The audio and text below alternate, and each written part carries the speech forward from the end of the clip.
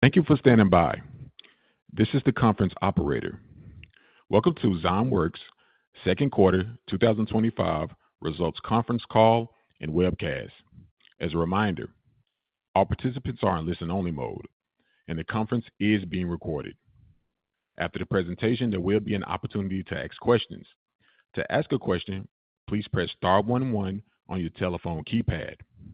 I would now like to turn the conference over to Shrinal Amder, Senior Director of Investor Relations. Please go ahead.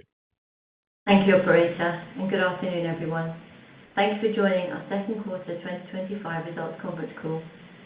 Before we begin, I'd like to remind you that we will be making a number of forward-looking statements during this call, including, without limitation, those forward-looking statements identified in our slides and the accompanying oral commentary. Forward-looking statements are based upon our current expectations and various assumptions, and are subject to the usual risks and uncertainties associated with companies in our industry and at our stage of development. For discussion of these risks and uncertainties, we refer you to the latest SEC filings as found on our website and as filed with the SEC. In a moment, I will hand over to Yoni Patterson, our Executive Vice President and Chief Business and Financial Officer, who will provide an overview of our recent business and partnership updates, along with financial results for our second quarter 2025. Following this, Dr. Sabeen Mekan, our Senior Vice President of Clinical Development, will provide progress updates on our phase 1 programs, ZW171 and ZW191. We will then pass the call over to Dr. Paul Moore, our Chief Scientific Officer, who will give an overview of recent R&D developments, as well as an update on IND clearance for our second topo ADC candidate, ZW251. At the end of the call, Yoni, Sabeen, Paul, and Ken Galbraith, our Chair and CEO, will be available for Q&A. As a reminder, the audio and slides from this call will also be available on the Zymeworks website later today. I'll now hand the call over to Yoni.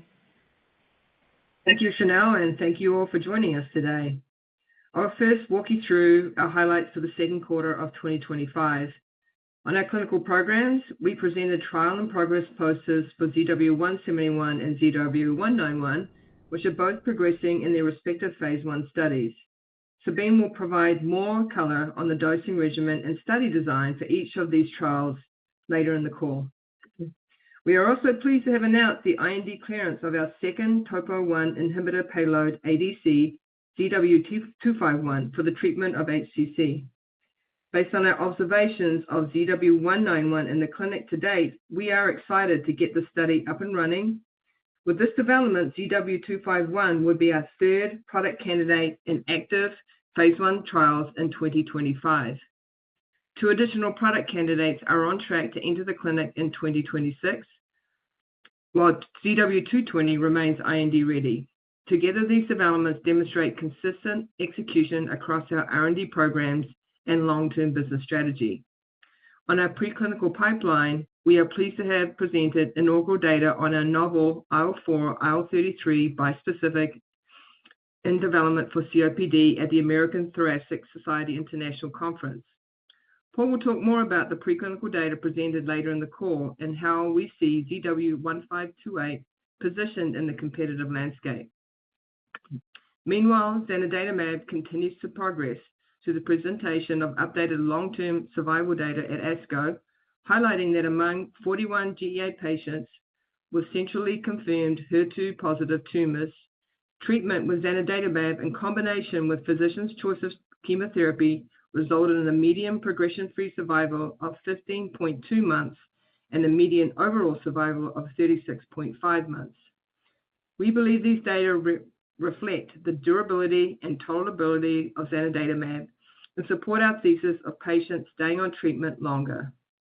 This builds on the meaningful efficacy and tolerability profile seen to date with zanidatamab and provides further confidence for the highly anticipated Horizon GEA pivotal study data readout. We look forward to the top-line progression-free survival data from the Horizon GEA-1 study expected late in the fourth quarter of 2025, as Jazz announced this week. Jazz also recently announced the initiation of a phase 2 trial studying zanidatamab as a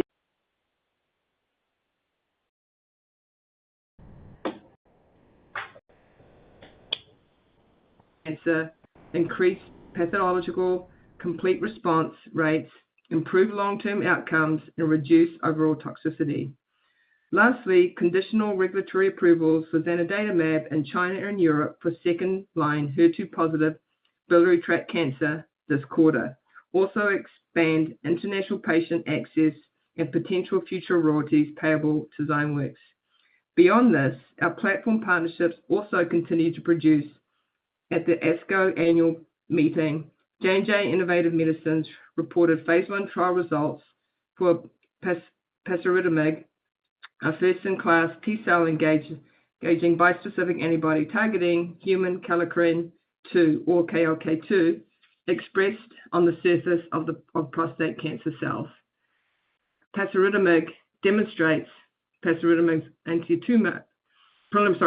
anti-tumor activity in prostate cancer patients to establish a proof of concept for KLK2 as a target in prostate cancer and to warrant further development by J&J.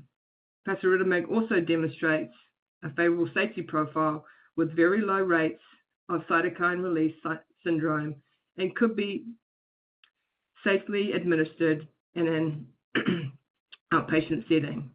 J&J has registered trials to evaluate pasritamig across 4 phase 1 trials to explore dosing regimens, both as monotherapy and in combination with a range of agents, including checkpoint inhibitors, taxanes, androgen receptor pathway inhibitors.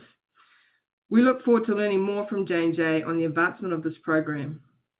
We view this development as a strong signal of both scientific conviction and continued investment in the KLK2 program. Also at the ASCO Annual Congress, our partner Daiichi Sankyo presented a trial in progress poster for a phase 1 first-in-human study of DS-2243, a bispecific T-cell engager in patients with advanced solid tumors. Similarly, we look forward to following Daiichi's progress in this program.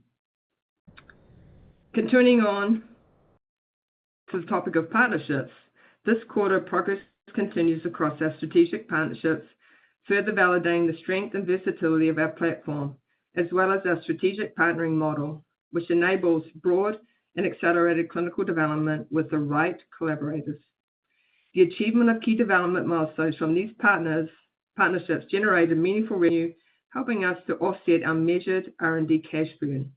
As you can see on the slide, we have a strong network of leading pharmaceutical partners whose complementary capabilities could serve as meaningful future catalysts alongside our own, with the potential to enhance our enterprise value and competitive advantage long term. Let me walk you through a few examples of that. The recent conditional approval of zanidatamab in China and Europe, obtained by our partners Jazz and Beijing, meaning that we are anticipating an increase in royalty revenues in Zymeworks for the remainder of 2025 and beyond. Also, under the terms of our agreement with B1 Medicines, the NMPA approval in China resulted in a $20 million milestone payment, which we recognize as revenue this quarter, along with $18.3 million of deferred revenue recognized in connection with reaching this milestone. While the initial royalties being reported from B1 this quarter are modest, they represent the first tangible signal of near-term revenue growth from zanidatamab's international approvals in biliary tract cancer. As a reminder, we are eligible to receive tiered royalties of up to 19.5% of net sales in B1 territories, increasing to up to 20% when cumulative amounts forgone as a result of a royalty reduction of 0.5% reaches a cap in the low double-digit millions of dollars. Similarly, this quarter, we also recognized $7.5 million option exercise payment in relation to our 2014 licensing agreement and collaboration agreement with BMS. As a reminder, we remain eligible to receive up to $313 million in development and commercial milestones from the BMS collaboration, in addition to potential tiered royalties on global product sales. As we look forward to the second half of this year, our partner programs are expected to continue advancing, and with that, we anticipate the potential of additional near-term development milestones to be achieved. These events are tied to meaningful clinical progress from our partners, and while the timing is driven externally, we see clear potential for additional non-dilutive cash inflows to materialize. Now turning to our financial results. Total revenue was $48.7 million in the second quarter of 2025 compared to $19.2 million for the second quarter of 2024. The increase was primarily due to a $20 million non-refundable milestone from B1 upon conditional approval of the BLA for zanidatamab for second-line treatment of HER2 plus BTC by the NMPA in China, plus the recognition of $80.3 million deferred revenue in relation to the achievement of that milestone, $7.5 million from BMS due to the exercise of the commercial license option, and $0.6 million of royalty revenues from Jazz and B1. These revenues were partially offset by a reduction in development support and drug supply revenue from Jazz and other non-recurring milestones achieved in the second quarter of 2024. Overall, operating expenses were $49.4 million for the 3 months ended June 30, 2025, compared to $62.1 million for the same period in 2024, representing a decrease of 20%.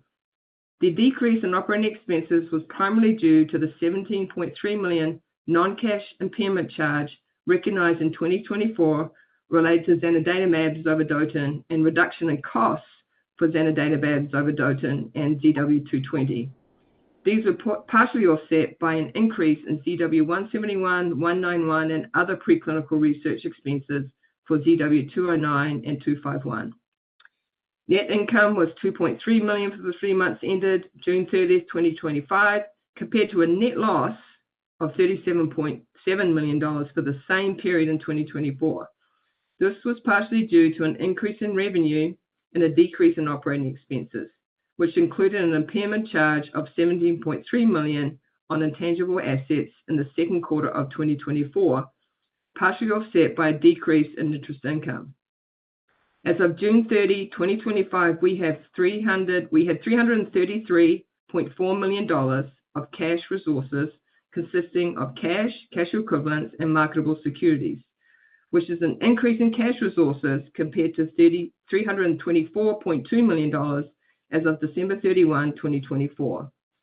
We remain well capitalized, and based on our current operating plans, we expect our existing cash resources as of June 30, 2025, when complied with the assumed receipt of certain anticipated regulatory milestones, will enable us to fund planned operations into the second half of 2027, which is anticipated to take us through multiple catalyst events on our pipeline. These achievements underscore the strength of our foundational partnerships and the relevance of our platform across multiple products moving into the clinical development by our partners. For additional details on our quarterly results, I encourage you to review our earnings release and other SEC filings as available on our website at www.zymeworks.com. Well, now I'd like to hand the call over to SVP Clinical Development, Dr. Sabeen Mekan, to run through progress on our clinical development programs. Thanks, Leonie, and good afternoon, everyone. We're pleased to have presented trial and progress posters for both ZW171 and ZW191 at recent peer-reviewed medical conferences, highlighting the translation from preclinical tolerability profiles to clinical starting doses for each program. In some cases, these updates also provide insights and learnings for the safety and tolerability profiles we could see for earlier stage product candidates within our ADC and multi-specific T-cell engager portfolios. Firstly, in June 2025, we presented a trial and progress poster for ZW171 at the American Society of Clinical Oncology annual meeting. The study employs a subcutaneous step-up dosing regimen on days 1, 8, and 15 of each 21-day cycle. The starting dose level is based on a quantitative systems pharmacology-guided minimal anticipated biological effect level, MABEL approach, and includes sequential doses of 4.2 micrograms cycle 1 day 1, 12.6 micrograms cycle 1 day 8, and 38 micrograms cycle 1 day 15. Dose level 2 and above are determined by the data from prior dose based on pre-specified rules within the protocol. The modified toxicity probability interval, MTPI design, is being used to establish the maximum tolerated dose and recommended dose for expansion. We will continue to monitor early data from the phase 1 trial of ZW171 as it continues to progress, and will be thoughtful and decisive about next steps in line with observations on its tolerability and pharmacologic activity.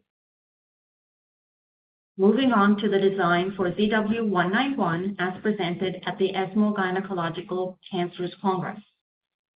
The study is designed in 2 parts, with the primary objectives of evaluating safety, tolerability, and identifying the recommended dose for expansion in patients with ovarian cancer, endometrial cancer, and non-small cell lung cancer. Part 1 is the dose escalation phase, where we are evaluating the safety profile of ZW191 and determining the maximum tolerated dose. The starting dose, or dose level 1, is 1.6 mg per kilogram, administered once every 3 weeks by intravenous infusion. We felt it was important to take a conservative approach with the starting dose for the phase 1 trial of ZW191 compared to what our preclinical studies could have enabled, given that this is the first time we are dosing our 519 payload in humans. We plan to evaluate approximately 6 dose levels, with escalation guided by safety and tolerability using a modified toxicity probability interval design. This adaptive design allows us to identify the optimal dose range with both statistical rigor and operational flexibility. Following successful dose escalation, we would plan to move into Part 2, which consists of 2 components. Part 2A focuses on dose optimization in ovarian cancer, enabling us to refine the dosing strategy based on safety, exposure, and preliminary activity signals. Part 2B is the dose expansion phase in patients with FR-alpha expressing endometrial cancer or non-squamous non-small cell lung cancer. This part of the study allows us to further characterize safety and explore antitumor activity in biomarker-enriched populations. Our goal with the study is to establish a strong foundation for ZW191's clinical profile, identify an optimal biological dose, and explore the potential of our ADC platform to utilize our proprietary payload and linker across FR-alpha expressing tumors. That being said, ZW191 is also providing important translational insights that not only inform dose selection for this program, but also provide data that could potentially accelerate and de-risk the future development of ZW251 and other pipeline ADCs utilizing our 519 payload. As with ZW171, we will continue to monitor early data from the phase 1 trial of ZW191 as it continues to progress, and take an adaptive approach with any necessary protocol amendments to optimize the trial design. Based on the clinical and translational data we are seeing to date, and leveraging our growing understanding of the inhuman tolerability and efficacy profile of our novel payload, ZD06519, we are confident in advancing ZW251, our second topoisomerase 1 inhibitor ADC, towards phase 1 clinical development. Enrollment for ZW191 and ZW171 is proceeding as planned, and we are meeting our internal timelines for both programs, which reflects the strong coordination across our clinical and operational teams. We look forward to sharing initial clinical data at appropriate future medical conferences as the ZW191 and ZW171 studies progress. I will now hand over to Paul, who will talk more about ZW251, which has recently received IND clearance in the U.S. Following precedents set from our previous waves on programs, we also plan to initiate clinical sites for ZW251 globally, and I look forward to updating you on our progress and study design considerations on a future call. Thank you, Sabine. I'm pleased to share updates from our R&D pipeline, where we continue to see strong momentum, particularly with the IND clearance of ZW251. As Sabine touched on, we are encouraged by the clinical progress observed to date with our lead ADC candidate, ZW191, which demonstrates early signs of translational alignment between preclinical predictions and clinical outcomes. We believe these early data from the ZW191 provide a strong foundation and confirms our confidence in the therapeutic potential of our proprietary topoisomerase 1 inhibitor payload, ZD06519. This alignment has reinforced our decision to advance ZW251 into the clinic. 251 incorporates the same foundational elements as 191, including our topoisomerase 1 inhibitor payload and optimized antibody framework, but it's specifically engineered to address hepatocellular carcinoma, a disease with high unmet medical need and few effective targeted therapies. What we think makes GPC3 particularly attractive from a therapeutic standpoint is its expression profile. It is highly expressed in the majority of HCC tumors while exhibiting minimal expression in normal adult tissues. This tumor-selective expression reduces the risk of off-target effects and supports a favorable therapeutic index for GPC3 targeted therapies. As you can see from the panel on the left-hand side of this slide, GPC3 is overexpressed in more than 75% of HCC tumors, while showing limited expression in normal tissues, confirming as a compelling candidate for selective ADC targeting. Importantly, GPC3 is expressed during fetal development, but is largely silenced in healthy adult tissue. This oncofetal expression pattern provides a unique window for tumor targeting without disrupting normal adult physiology. Prior studies have demonstrated the successful accumulation of anti-GPC3 antibodies in patient tumors, validating GPC3's accessibility and relevance as a therapeutic target. While glypican-3 or GPC3 has attracted attention across the industry, it's important to note that most of their exploration to date has been in the context of other therapeutic modalities. We are among the first to systematically advance GPC3 as a target for antibody drug conjugates. With ZW251, we've taken a thoughtful, translationally grounded approach to unlocking the potential of this target using our proprietary ADC platform. Now, turning your attention to the panel in the middle of the slide, as mentioned previously, 251 incorporates a moderately potent bystander active topoisomerase 1 inhibitor payload, ZD06519, enabling us to deliver higher protein doses compared to those employing more potent camptothecin derivatives such as exatecan-based ADCs. This, we believe, facilitates enhanced target engagement and tumor penetration, especially important in tumors with lower heterogeneous GPC3 expression, an important consideration for achieving therapeutic impact across a wider patient population. At its core, 251 consists of a humanized IgG1 monoclonal antibody that binds GPC3 with high specificity and affinity. Importantly, this antibody demonstrates the desired cross-reactivity in both human and non-human primate models, which is critical for translational relevance and safety assessments. Preclinical studies have demonstrated that once bound, the antibody is internalized into GPC3-expressing tumor cells, initiating intracellular delivery of the cytotoxic payload. Our goal was to optimize the balance between safety and efficacy in a patient population often complicated by liver dysfunction. As you can see on the panel on the far right of this slide, preclinical studies have demonstrated that 251 at DAR4 delivers compelling breadth of anti-tumor activity across diverse HCC models compared to a DAR8 ADC control. This activity is also observed in models with variable glypican-3 or GPC3 expression. Importantly, this lower DAR will potentially provide additional flexibility in clinical dosing, which I had mentioned is critical in HCC, where liver impairment can significantly impact treatment tolerability. I'd like to also briefly touch on the preclinical and safety PK data we've generated for 251, which strongly supports our clinical development plan. In our non-human primate studies, 251 exhibited dose-proportional pharmacokinetics as measured by total antibody levels. This is an important indicator of predictable drug behavior, which helps inform both dose selection and exposure modeling as we move toward first-in-human studies. From a safety standpoint, 251 was well tolerated across all dose groups, including doses up to 120 mg/kg. We observed no mortality, no adverse clinical signs, and no significant effects on body weight or food consumption throughout the study period. Taken together, these results support a compelling tolerability profile and suggest that 251 may be suitable for higher dosing levels in humans and potentially higher levels than we've been able to achieve with 191, which is designed as a DAR8. These findings give us strong confidence as we prepare for clinical entry. We believe 251 is well positioned to offer differentiated safety-efficacy balance compared to other ADCs in development. Looking ahead, we believe growing data sets supporting our ADC platform could accelerate time to clinic for new assets like 251 and also maximize the broader therapeutic impact of our technology across tumor types. And we would like to remind you that ZW220, our NaPi2b targeted ADC in DAR format utilizing our 519 payload, remains IND ready.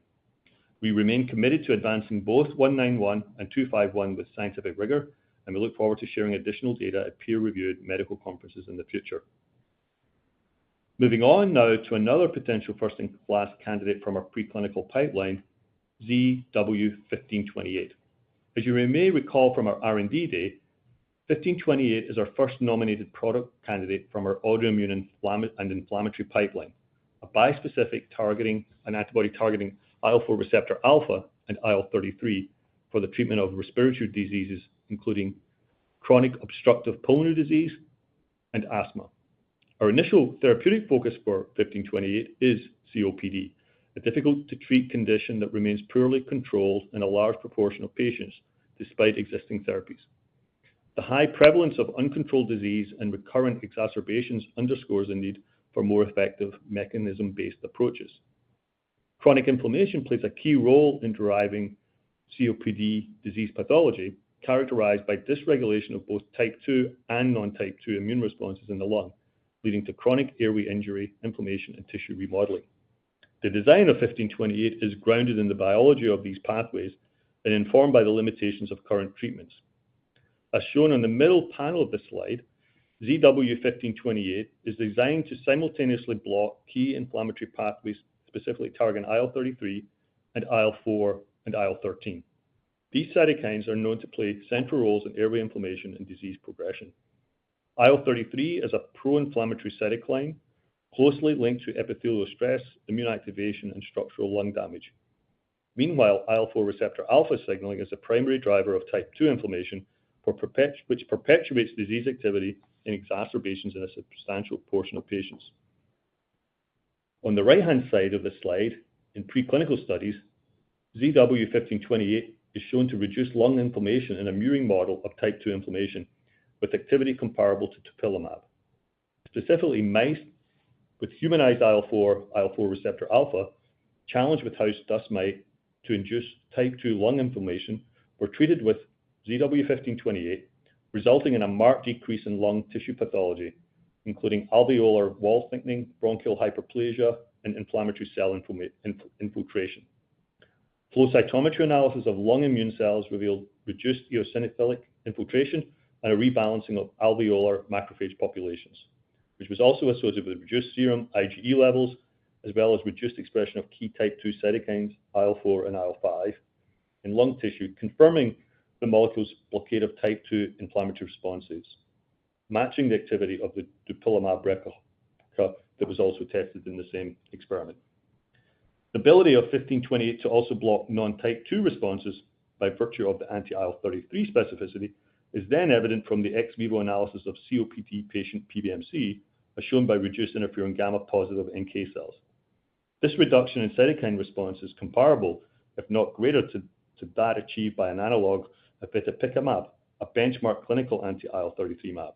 Not surprisingly, dupilumab had no effect in blocking this type 1 response. Mechanistically and by design, ZW1528 demonstrates robust inhibition of both IL-4 receptor alpha and IL-33 mediated signaling. To evaluate the ability of 1528 to block both pathways simultaneously, in vitro studies using human epithelial cells responsive to both the IL-4 receptor and IL-33 pathway activation were performed and showed 1528 potently blocked IL-4, IL-33 combination-induced CCL2 gene expression, outperforming the reversal achievable with monoclonal benchmark therapies in their combination. These findings validate the rationale for our design of ZW1528 and support its therapeutic potential across a range of airway inflammatory conditions. By targeting two non-redundant upstream pathways with a single molecule, 1528 offers a potentially comprehensive approach to disease modulation, something single pathway or combination approaches have struggled to achieve. Before I conclude, I wanted to touch on recent high-profile readouts from peers which have renewed focus on the role of IL-33 in COPD. While some recent competitor trials did not meet their primary endpoint in both of their 2 randomized registration studies, we believe it's important to contextualize these results carefully. The consistency of IL-33 targeting across multiple large studies supports its biological relevance in COPD. The mechanism remains valid, but there are critical questions around trial design, patient selection, and the observed lower than expected exacerbation rates across the broader population that remain to be answered. We look forward to seeing the full data sets, which will be key in understanding which particular subpopulations did in fact derive benefit, something that could guide future trial strategies. Also, unlike these programs that solely target IL-33, 1528 blocks both IL-4, IL-13 via IL-4 receptor alpha and the alarmin cytokine IL-33. We believe this simultaneous co-localized blockade allows us to modulate both type 2 inflammation and epithelial-driven immune activation, offering potentially broader and more durable disease control in COPD, as well as other inflammatory indications such as asthma. The evolving competitive landscape, including recent trial readouts, continues to inform our thinking around patient selection, trial design, and biological targeting, and we're incorporating these insights as we advance ZW1528 towards an expected non-US regulatory filing submission in the second half of 2026. We look forward to presenting more data on ZW1528 at the European Respiratory Society Conference in September. To wrap up, we remain focused on innovation and disciplined execution across our R&D pipeline, and we're committed to meeting our ultimate goal, improving the standard of care for patients with serious unmet medical needs. With that, I will hand it over to Ken to conclude today's call and open up the call for Q&A. Thank you, Paul. As we move through the remainder of 2025, there's no question that capital markets continue to reward clarity, capital discipline, and real progress towards durable value. That's how we've designed our strategy, and it's how we're evolving our business model to optimize both long-term value for shareholders while making a meaningful difference in patient outcomes. As demonstrated by our partnerships with Jazz and B1, we believe that long-term success in biotech lies at the intersection of platform-driven innovation and strategic execution. That belief now forms the backbone of our strategy, combining the strength of our proprietary technology platforms, such as Zymeworks, with targeted partnerships to fully unlock asset value and deliver durable returns for shareholders. The Zymeworks platform has proven itself to be a differentiated antibody platform that allows for precise control over geometry and valency, essential features for engineering next-generation biologics with superior selectivity and function. This has already been validated through clinical and regulatory successes and zanidatamab, as well as multiple high-value licensing partnerships with some of the industry's most respected pharmaceutical companies, as Leonie's walked through earlier. We believe these collaborations validate our science, and they position us well for meaningful milestones and royalty revenue opportunities in the years ahead, as they've already seen materialize through the first half of 2025. Our evolving strategies, while building on our successful track record of discovering and developing highly differentiated assets and executing strategic partnerships to maximize their value through upfront and milestone payments and continued royalty rates. Together, we believe our platform and pipeline creates a business model that offers investors exposure to a rich, diversified portfolio anchored by the potential for product-linked cash flows. We believe that our ability to partner assets currently under development, as well as future R&D candidates, especially in our advanced portfolio, makes us focus on value growth, a long-term sustainable business model. We're currently advancing a wholly owned pipeline of differentiated antibody-drug conjugates and multispecific antibodies spanning both clinical and preclinical stages in solid tumors, heme, and autoimmune inflammatory disease. Since 2022, we've been building this portfolio of clinical stage and preclinical product candidates using our own capital and resources, thus maintaining 100% of the commercial rights to the portfolio. Now we're focused on integrating new partnerships and collaborations into our portfolio development to help share risk, capital, and resources while maintaining a certain level of independent research. Our preferred partnership model will allow for broad and accelerated clinical development of these assets with the right partners who bring deep capabilities, global scale, and commercial reach. This would enable partner programs like Ziihera has done to advance faster and broader than we could alone, maximizing future commercial potential through royalties and other payments, while helping to manage clinical execution risk and stabilize internal cash burn. We believe our model is differentiated, scalable, and offers immense growth potential for years to come.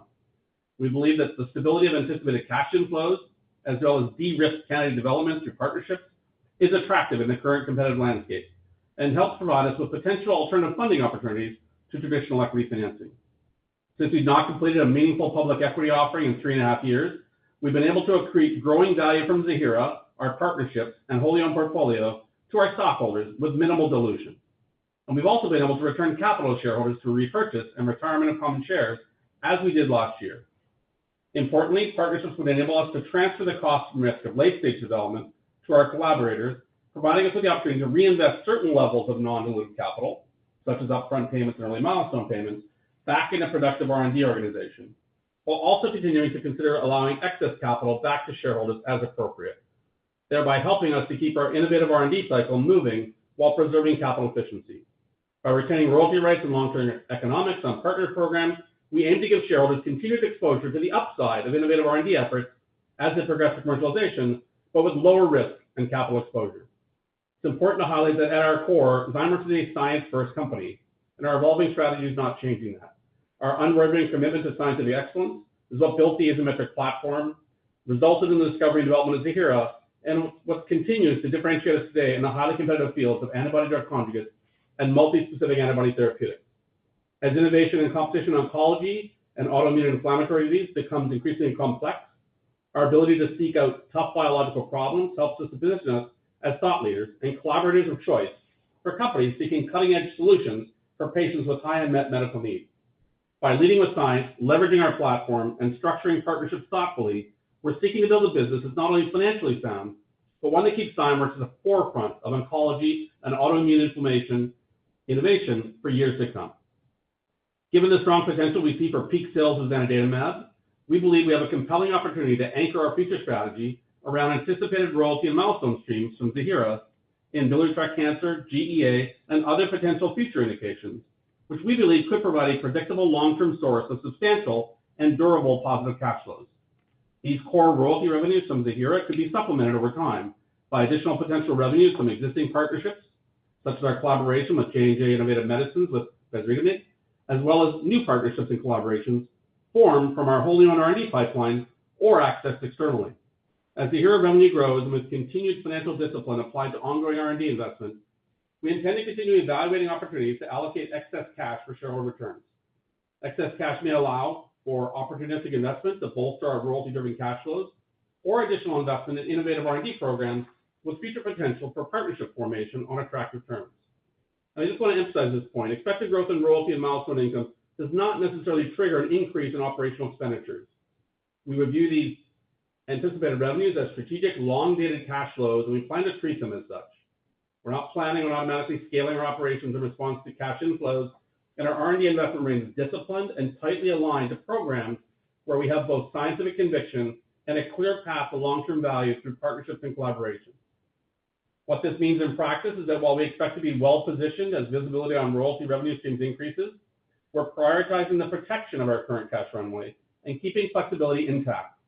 We're evolving our strategy and believe that utilizing this income to fund focused, high-return initiatives is the best path to maximizing long-term shareholder value.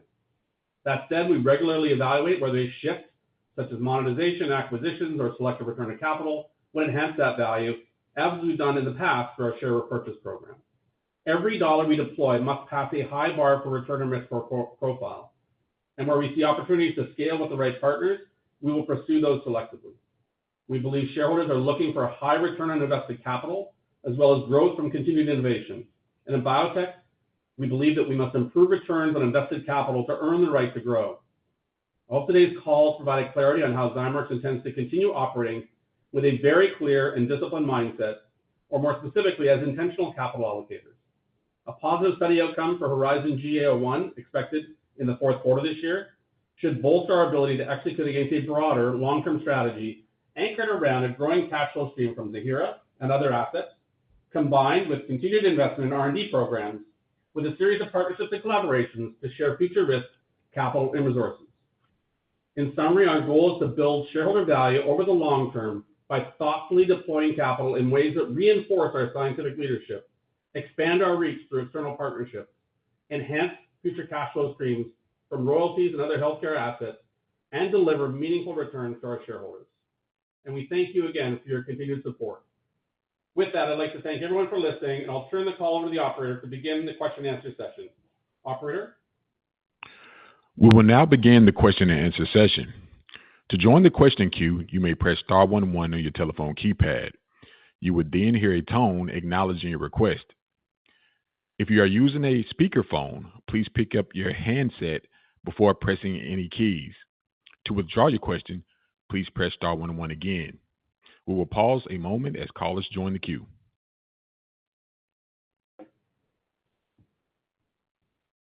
Our first question comes from Andrew Behrens from Leerink Partners. Please go ahead.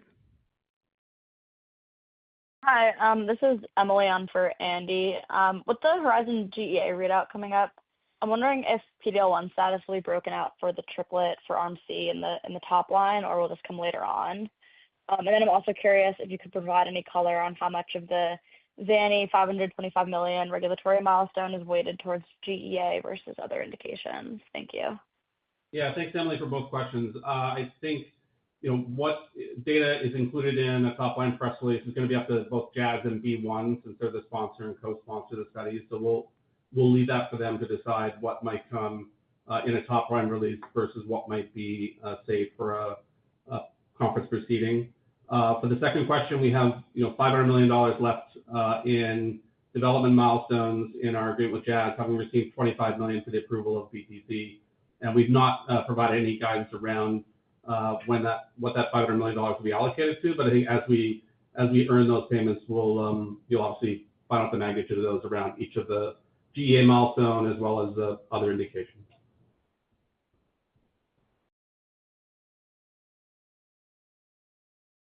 Thank you. Our next question comes from Charles Zhu from LifeSci Capital. Please go ahead. Hello, everyone. Congrats on the broad progress, and fully understand we're heavily anticipating the phase 3 Horizon GEA study results coming up shortly.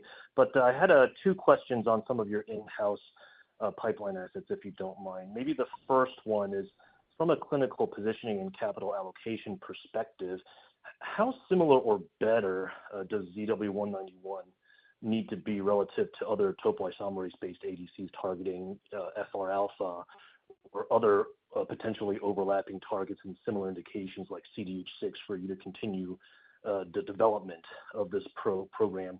And maybe the second one, Paul, I picked up some of your comments on really being mindful of liver impairment and tolerability for ZW251 in liver cancer patients. I guess along that vein, to what degree are you looking to also evaluate this asset, in patients beyond where some of our more potent options have focused on, whether it's Child-Pugh Class B or even potentially Class C patients? How are you thinking about those? Thank you. Yeah, let me take the first one, Charles, and I'll pass it on to Paul for the second one. I think when we look at ZW191, we learned a lot from development of our first medicine, zanidatamab, which has gone from us discovering it right through to approval and now launch. And again, you remember in the HER2 space, when zanidatamab was developed, there were established brands with Herceptin and Perjeta and Kadcyla. There were other entrants which were looking to move the innovation needle like us, including with TDXD and other ADC formats.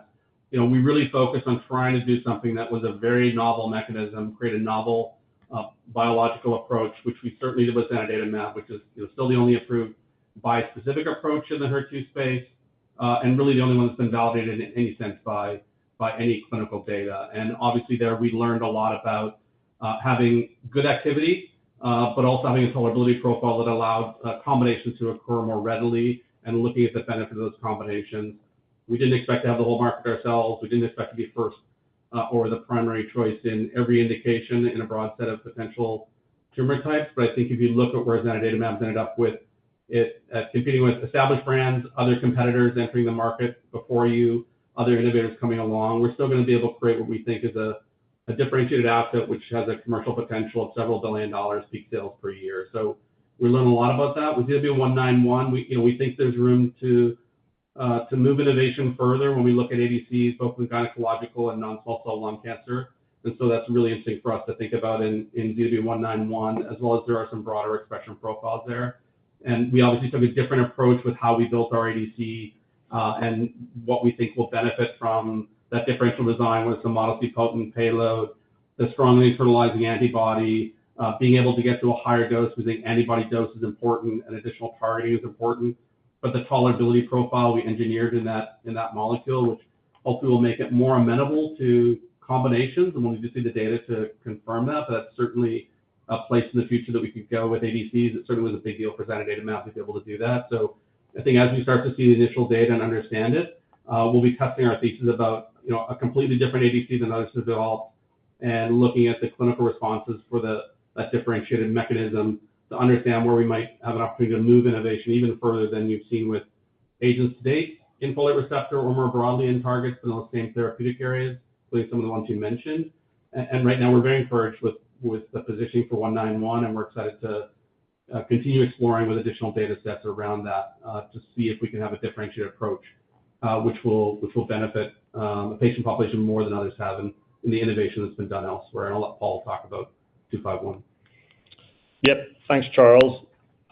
As I indicated, and as you're aware, we have to think carefully with diseases like hepatocellular carcinoma and liver capacity. In our design thinking of the molecule and the payload, we really have spent a lot of time thinking about tolerability in general for our ADCs. That's then reflected in the real high tolerability in the preclinical models I mentioned. So in particular for 251, we have maximum tolerated dose of 120 mg per kg in primates. So that sort of gives you one lens into the tolerability. And we think what that then provides us is bandwidth as we take that molecule into the clinic. We can't say too much about 191, but so far that's holding. Our hypothesis is holding. So I think when we go into HCC, we'll be systematic in our study. We'll push forward in a disease subset of patients that we think are the most appropriate. And then as we get the data, we'll analyze and see how how far we can go within that patient population, and then also think about the ability to move up in line in combination. So that's also very much in our thinking as we think about a particular disease indication and applicability of a molecule. But certainly we're encouraged by the tolerability profile, while not impacting the efficacy as I showed in the preclinical profile in various HCC models.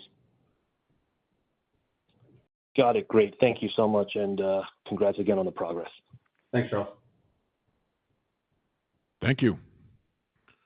Our next question comes from Yaron Weber from TD Cowen. Please go ahead. Yaron, thanks for taking our question and congrats on the quarter. A couple from me. Want to follow up on 191. Generally, when can we start to think about data from the phase 1 trial? And then I see that in your trial design, you have expansion cohorts also in non-small cell. What do you know about the expression of FR alpha in non-small cell lung cancer, and how would you characterize the opportunity? Thanks so much. Yeah, I'll take the first one. I'll let Paul take the expression question. But obviously we're 9 to 10 months into the start of the dose escalation studies for both 191 and 171, and obviously with an ADC, you can tend to get an easier read on where you're going. So we've gone very well so far. I think we will look for opportunities to present that data once we think we have something interesting to share, once we have our investigators agreeing with us on that, and as we find an opportunity to submit and have an abstract accepted at a peer review meeting, then we're still looking for those potential possibilities, which could be in 2025, and if not in 2026. We said before that any data we present will be at a peer review meeting, so you have to get the right format, and also that obviously that means timing is related to having an abstract accepted for that basis. And we won't provide further guidance around that until you see an abstract title accepted or a late-breaking abstract published for a presentation. So you'll just have to wait on that. But we're obviously intrigued with 191 with the first 9 months of dosing. There's more to explore. But again, we'll look for an appropriate opportunity with our investigators to share data, at least initial data along the way. Paul, you want to answer the second question? Expression? Yeah. So the question about expression in non-small cell lung cancer, and we've done analysis ourselves of looking at that by IHC, and consistent with what's been published, we do see a subset of patients in non-small cell lung cancer with folate receptor expression. So that encourages us to move forward in that indication. And I think as well, when you think about the design of our molecule, we were careful to pick an antibody that was very efficient at internalization. We think that will aid in the therapeutic profile and potential of the molecule. It was amongst the strongest at payload delivery. And then also, we alluded to the selection of our payload, and it was very important the way we designed that and selected that payload, that it also has bystander activity that we think also, helps overcome tumor expression, target expression that's heterogeneous. So with that, that profile, we feel that non-small cell lung cancer is underserved and could benefit from us evaluating 191 there. So much. Thank you. Our next question comes from Stephen Willey from Stifel. Please go ahead. Yeah, good afternoon. Thanks for taking the questions. Not sure if Paul, Sabine, or Ken want to take this, but was just wondering if you'd be willing to offer your thoughts on the pasritamig data that was presented at ASCO. Obviously very well tolerated, not a whole lot of CRS, a good median RPFS at the recommended phase 2 dose, but the PSA 50 rates, I guess, are lower relative to what we've seen with other PSMA targeting bispecifics. I think the patient population appeared to be a bit curated with respect to visceral and liver met. So just kind of curious as to, what you think is happening here and kind of what's driving the uniqueness of this molecule. Is it the format? Is it the target? I guess any thoughts would be helpful. Thanks. Yeah, sure. Thank you. I'll let Paul provide a little comment. Even though J&J's innovative medicines molecule, we're involved in the program and have a financial interest, so we follow very closely, and we're really excited about what they've been able to build there with our asymmetric platform, the same way we build our own agents. But I'll let Paul talk a little bit about his observations around the data. Yeah, no, yep, Stephen. We're aware of what was been published and what's presented, and J&J did publish their observations as well. So from our perspective, or from my perspective, I think the selection of the target is really important there. I think that target seems to be able to support a much better therapeutic window and tolerability profile. We know from T-cell engagers the challenges with targets that are expressed in the tumor, but also have some expression elsewhere. And I think that there's not finding that target is there's challenges with that. And I think the KLK2 seems to have that profile. So the tolerability is quite remarkable, the dose that they've gone up to with their molecule. And I think that then supports then this exciting profile where they have a very manageable drug that they then see as the opportunity to combine with other therapies to really push forward the efficacy profile. So we see that as exciting. It's kind of somewhat not that surprising if you think about it in the selection of that target, but then you may need some additional, let's see how the data provide. This is just pure personal commentary. Let's see how that develops. But you can see that they're quite excited about then the combination with different modalities, and I think that's what a T-cell engager offers you, is that ability to then combine with other complementary mechanisms to really get an even better response profile. And is there any overlap with respect to the CD3 variant that's used in that molecule and the one that's used on 171, just in terms of affinity? Yeah, I'm not sure I can say too much about that, Stephen. Certainly we thought about the affinities for different targets, and I think we went with a low affinity CD3 in the case of mesothelin. We felt that was the right play, but for other targets that you could consider different affinity CD3s because they have a different normal tissue profile. I think that affords you that opportunity. So I think that's really the biology can really drive your selection there, rather than just assuming what works for one target works for another target. Yes, if you think about ZW209 as a DLL3 target, the affinity on the CD3 on that TriTC is different than 171. Understood. Yeah. Thanks for taking the question. Yeah. No, thank you. Our next question comes from Brian Chang from JP Morgan. Please go ahead. Hey guys, thanks for taking our question this afternoon. Maybe just looking at the details of the dose escalation for 171, your mesothelin program. Can you give us a better sense of just how the dose escalation schedule is determined? Specifically, when we look at the dose level 1, it seems that you have characterized 4.2 mg and also 38 mg in a dose level 1. So should we assume that 4.2 mg as the dose level 1, the low end of the dose range, and then 38 mg as the high end of the dosing range? Thanks. Yeah, thanks, Brian. I'll let Paul answer that. Yeah, I can answer that, and Sabeen can feel free to add as well. But no, when we look at that, Brian, what we mean by dose level, it's really the target dose is 38 micrograms. So when we think of dose level 1, we're stepping up to that target dose.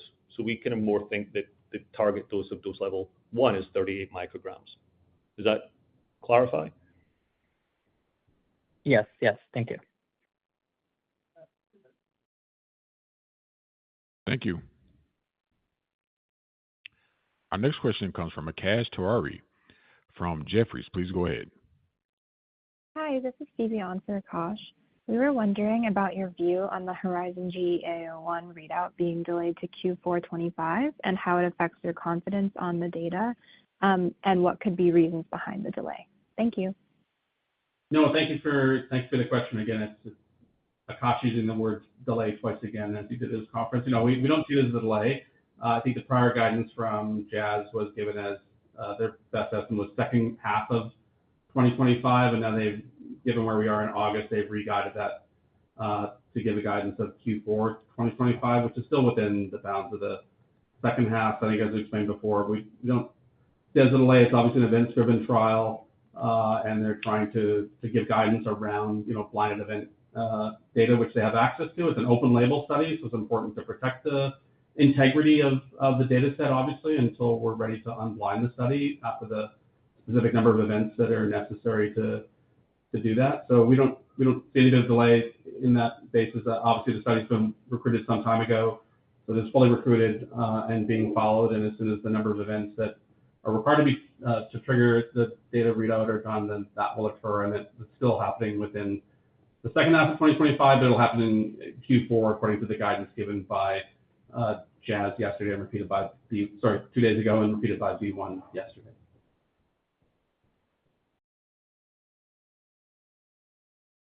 Thank you. Our next question comes from Yigal Nochomovitz from Citigroup. Please go ahead.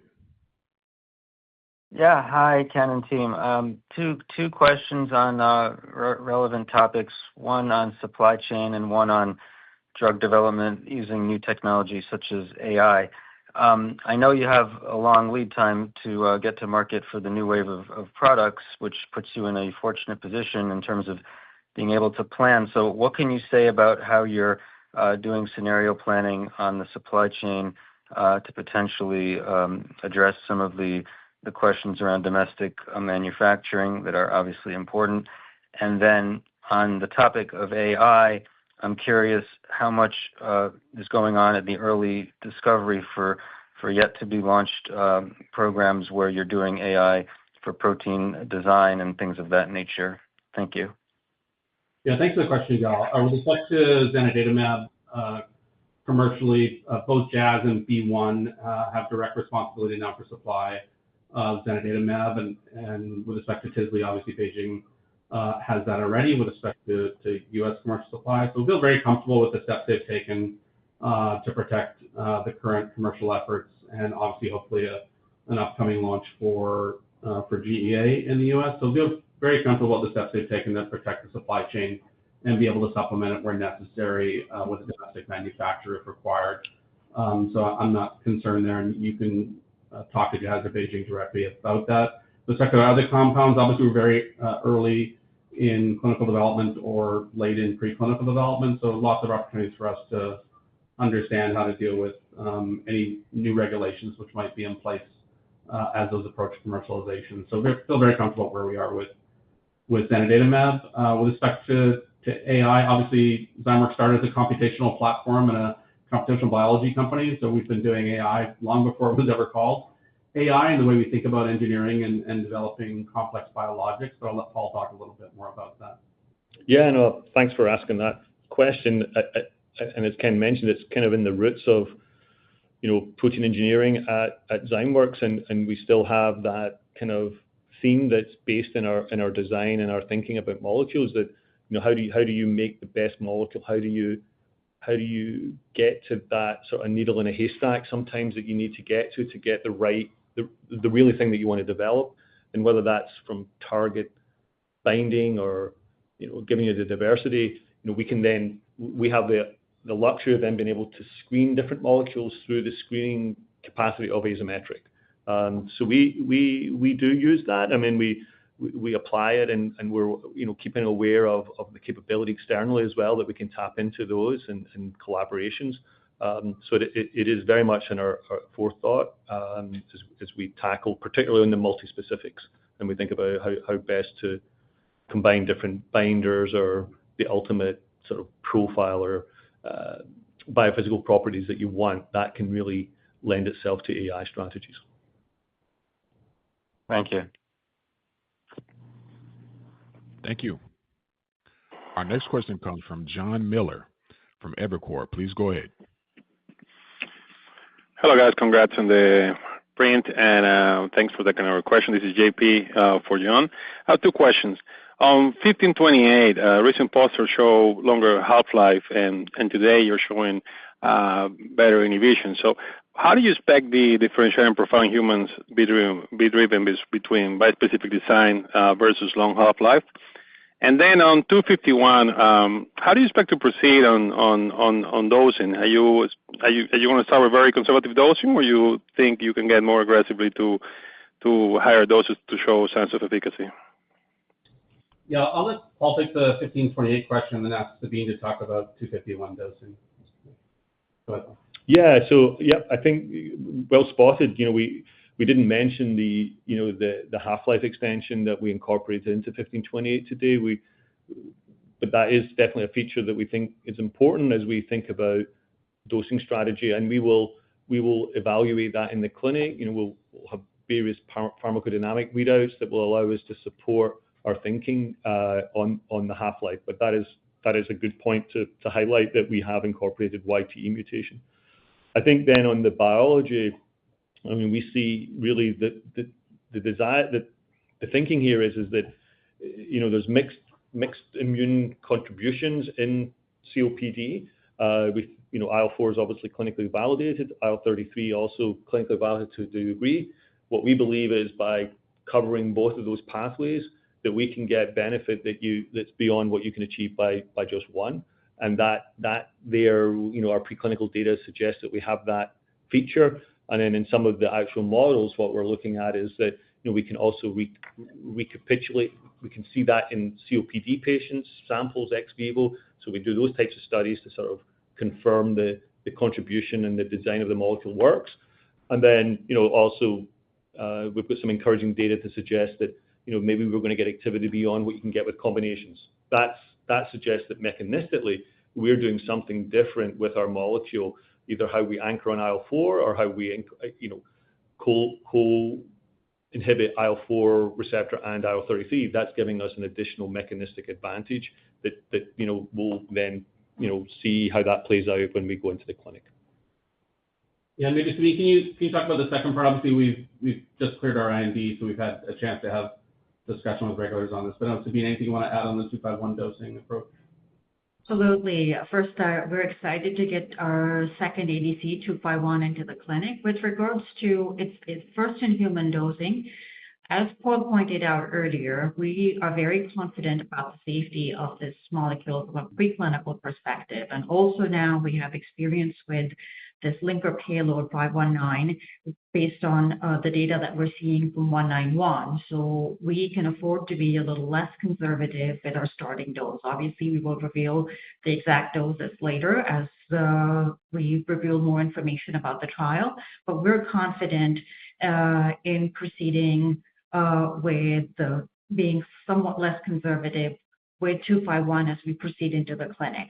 And we're excited to show good safety given its preclinical safety profile and tolerability and the effect that we've seen in patients with hepatocellular cancer. Okay, this is very helpful. Thank you very much, guys, and congrats again. Thank you. Our next question comes from Derek Archila from Wells Fargo. Please go ahead. Hi, this is Simone on for Derek. Congrats on the progress. Just one question. Do you expect 1528 to move as quickly as 171, 191, and 251? And if you do choose to partner any of your in-house programs, is there a specific one that you prioritize partnering on first? Thank you. Yeah, I think right now, I think what we've shown for 171 and 191, and we're going to start to show that again, I think with 251, is the ability to work quickly on ideas that we have preclinically and to translate them quickly into clinical studies and to be able to execute these phase 1 programs at a very fast pace. And so we would expect that 1528 would be no different than that.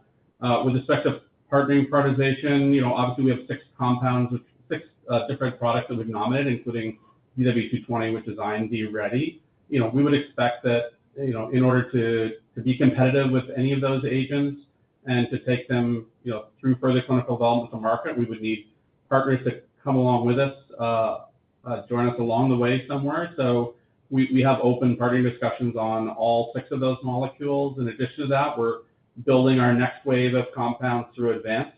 And rather than moving all of that into clinical studies ourselves, as we did with the top 6, we're certainly interested in having discussions around partners joining us at a very early stage to build maybe a number of molecules with us in a broader collaboration. And both of those are attractive, and I think we won't try and set prioritization around those. We're open to discussions around the entire portfolio, and we'll see at what point partners would like to join us along the way in all of those efforts in the top 6 and the advanced portfolio.